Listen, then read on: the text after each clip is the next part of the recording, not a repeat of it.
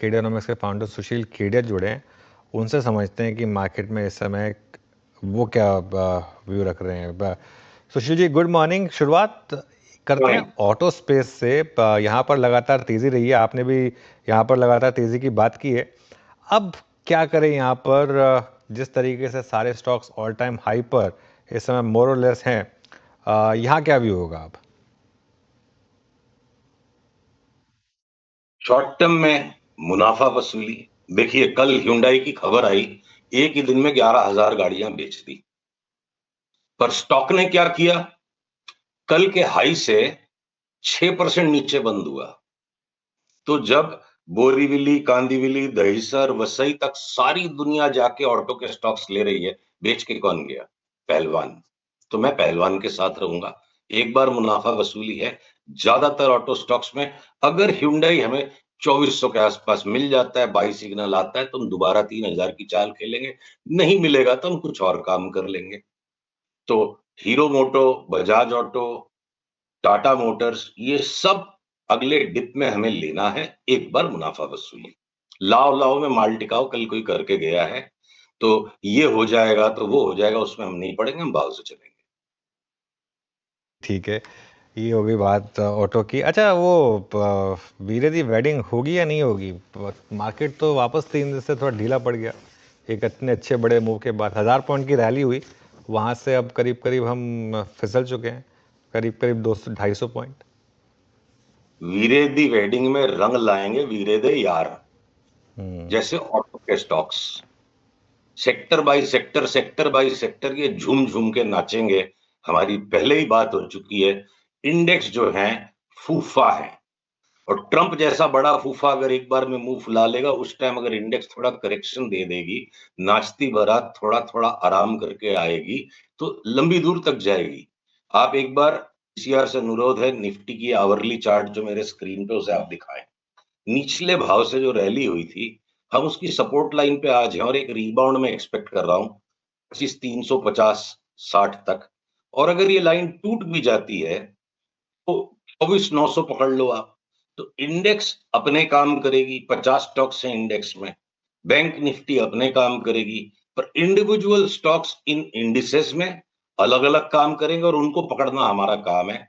और छोटे वाले साइड के स्टॉक्स तो आज भी 2 बैगर्स, 3 बैगर्स, 4 बैगर्स की चार्ट रोज मुंह के सामने आके खड़ी हो जाती है। हम थक गए भाई, इतने स्टॉक्स कैसे लें?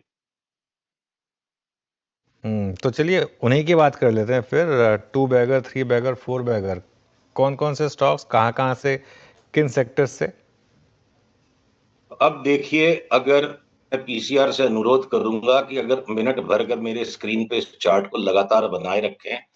देखिए, बजाज हेल्थ केयर, ये एक पहली चार्ट ऐसी है जहां पे ये कंप्लीट कंसोलिडेशन होके अब ये किसी भी टाइम रिवर्सल एक्टिवेट होते के साथ ये 425 वाला 850 हो जाएगा, तो हमें जरा भी आश्चर्य नहीं होगा। Amiss Medicare, stock already reversal देके घूम चुका है।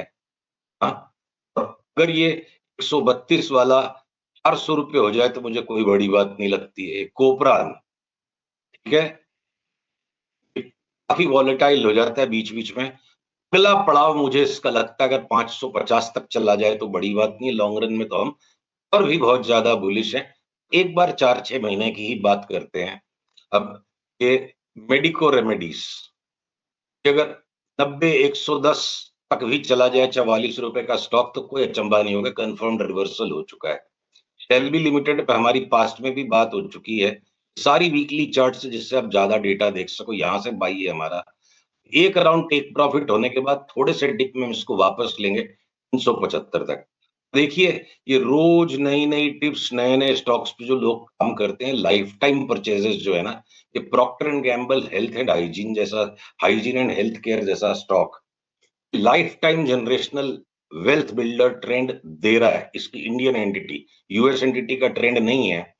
तो जब ये बड़ा डीप करेक्शन दे के करेक्शन को कंप्लीट करे, तो भले ही पीएनजी जैसे स्टॉक में मुझे अगले साल भर में डबल से ज्यादा पैसे होते दिखते नहीं है। दुनिया में कौन सा ऐसा धंधा है जहां एक साल में पैसा डबल हो सके और 20 साल तक ये बार बार होता जाए? तो जनरेशनल वेल्थ वाले स्टॉक्स भी जब लेने के मौके आए, जिस किसी कारण से दबे हुए हों, हमारे यहाँ पे बहुत strong buy Procter and Gamble पे भी है। तो ये जो ट्रेडिंग बेट्स की कैटेगरी के अंदर में वापस आप मीडिया मैन की बायोटेक की चार्ट देखो।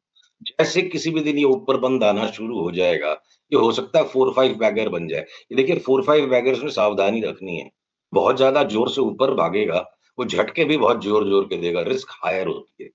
अब अगर आपको ये Bliss, GVS, Poly Medicure, Sanofi, pharma में अभी बहुत सारे स्टॉक्स हैं जो बोलते हैं निफ्टी बैंक निफ्टी पे फूफा लोगों पे ध्यान मत दो। वीरे दी वेडिंग में 80 से 90 फार्मा के स्टॉक्स हैं जो ट्रैकेबल है चार्ट्स पे।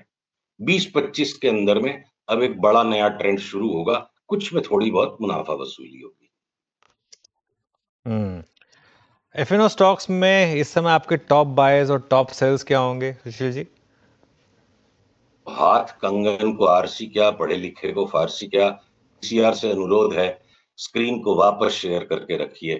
फटाफट आपको 10-10 टॉप बाइज और सेल्स दिखा देता हूँ। ये देखो आप, जितने भी न्यू एज के स्टॉक्स हैं, पेटीएम ने ट्रेंड रिवर्सल कंफर्म कर दिया। मैं डेली व्यू पे आ जाता हूँ। पेटीएम शॉर्ट सेल ऑलरेडी हो चुका है। फोर्टिस शॉर्ट सेल होने के बाद अब अपनी ट्रेंड लाइन पर रिबाउंड ले रहा है वापस। ये भी हमें एक सस्टेन्ड डाउन ट्रेंड नजर आ रहा है। ये देखिए हम 7 दिन की, 8 दिन की, 2 दिन की ट्रेडिंग नहीं करते हैं। एक स्पेकुलेटिव व्यू 3 से 4 महीने का बनाओ। 970 वाला स्टॉक अगर 750 हो जाता है।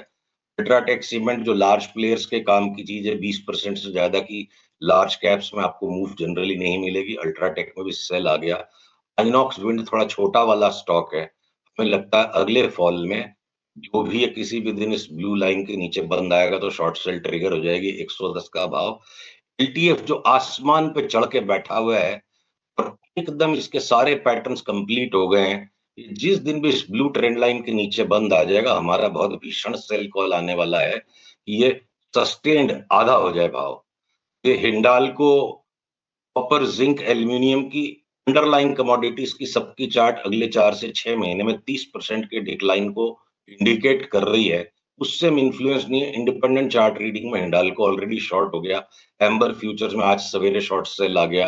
आईसीआईसीआई बैंक 4-5% घट जाए। टाटा स्टील में हमें बहुत भयावह चाल नजर आती है। इसको हम रिजर्व रखेंगे कि एक बार पहले 155 तक गिरे, रिबाउंड हो, और उसके बाद भी ये लाइन अगर होल्ड नहीं करेगी फिर बहुत बड़ी दिक्कत है।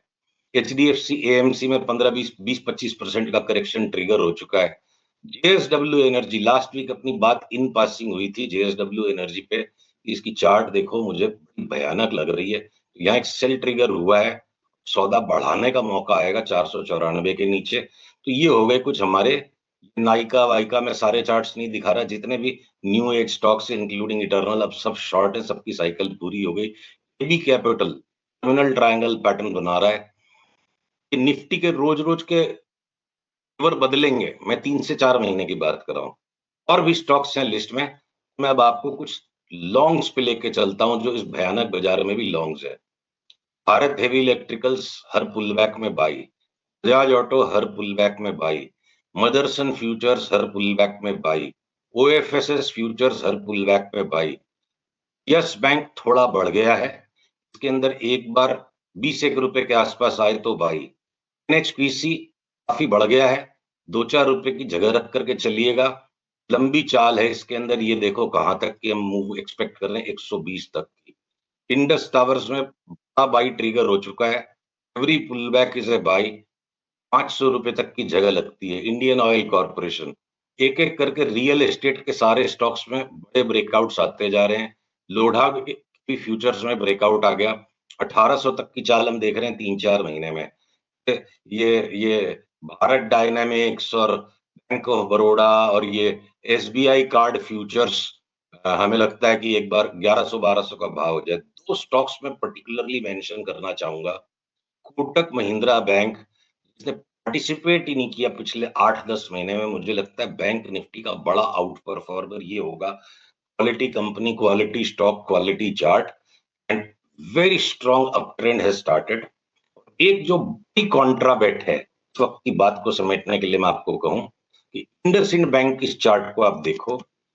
इंडसइंड बैंक की चार्ट को आप यहां देखो। ये मेरा लिस्ट बहुत लंबी है, पर मैं कुछ चुनिंदा चीजें आपको दिखा रहा हूँ। इंडसइंड बैंक पे कंप्लीट कंसेंसस बन गया, तो इसका तो कुछ हो ही नहीं सकता।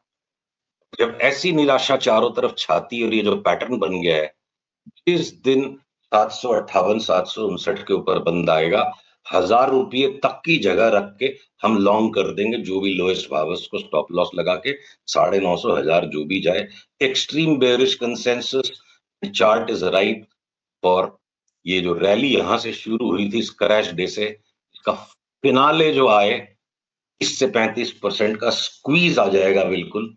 तो इस तरह की गिनी चुनी अपॉर्चुनिटीज है। निफ्टी बैंक निफ्टी भी क्या है ना, मुंह का जायका है। कभी कभी हाथ में खुजली आ गई, काम कर लो, पैसा स्टॉक्स में बनता है। अदानी ग्रुप स्टॉक्स की बात नहीं किया आपने इनमें से। देखो, अदानी के अंदर में ऑलरेडी नीचे से काफी बड़ा अप ट्रेंड बन चुका, और एक आज पुल बैक के अंदर में और फर्दर पुशअप आएगा। तो अनुज ऐसा है, हमें मलाई खाने की आदत है, तो जब मलाई उतर चुकी हो उसके बाद मजा नहीं आता है। मेरे पास चलिए। सीमेंट में भी कुछ ऐसे स्टॉक्स हैं जिनमें बड़ी धुआंधार रिटर्न आ सकती है। चार्ट नहीं दिखाते हैं। ओरिएंट सीमेंट जिसका क्रैश आउट हो गया बिल्कुल, लोगों ने थ्योरीज बना दी कि आर्बिट्राज वालों का माल बिक गया। क्यों? आर्बिट्राज वाले बावड़े हैं। कैलामिटी जो आई है वो एक अपॉर्चुनिटी है, ठीक है। तो अगर अडानी ने 395 पे उसके स्टॉक बाईबैक को किया और certain part of the tendering process could only get completed, अब चार्ट चीख रही है, ये स्टॉक वापस 395 के ऊपर चला जाएगा। 2 साल पहले याद है इंडिया सीमेंट्स पे इसी तरह कैलामिटस मूव थी, और हमने डबल होने का कॉल लिया था। Same to same setup Orient Cement में भी है। तो मुझे ये बताओ, मैं बाजार के जो फूफे हैं निफ्टी बैंक निफ्टी, इन पे माथा फोड़ी करूं कि मैं स्टॉक्स पे काम करूं? नहीं, माथा-फोड़ी कहीं मत करिए, स्टॉक्स पे काम करिए। बहुत-बहुत शुक्रिया सुशील जी, आज हमारे साथ जुड़ने के लिए। और